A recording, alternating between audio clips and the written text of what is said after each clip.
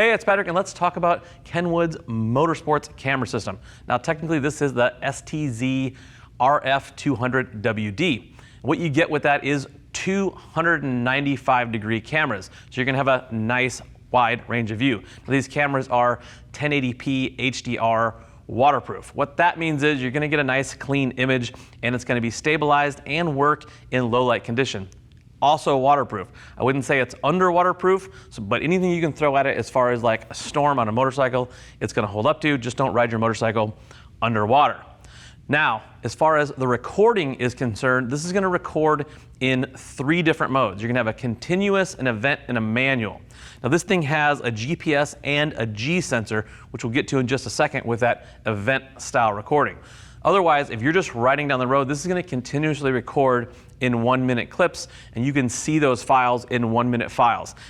It'll indicate on the button here that which mode it's in. So there's a button to make a manual recording. So if I know I'm going to hit a cool stretch of road or something, I can hit that manual recording and save that as 1 file.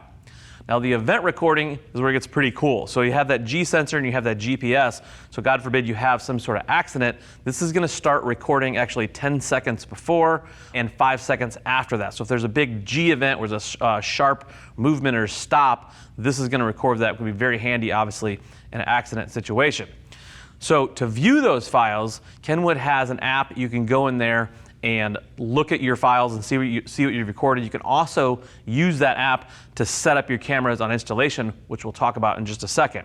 Also, you can take the SD card out and put it in a desktop or a laptop and view it via Kenwood system there. And again, since this is GPS, while you're viewing your footage in Kenwood's system, you can see where you're at on a map and you can see how fast you're going.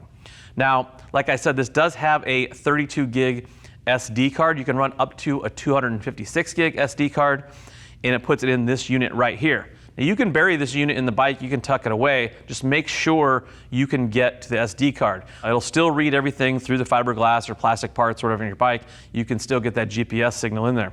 Now, as far as installation goes, there's adjustment in these cameras up and down, but not left to right on the bracket. So when you set this up, you want to make sure the bracket, you can look through that viewfinder on the app, make sure that bracket is set so it's set pretty straight. Now, it is 195 degrees, so you have some wiggle room, but after you get it set, then you can set it up and down.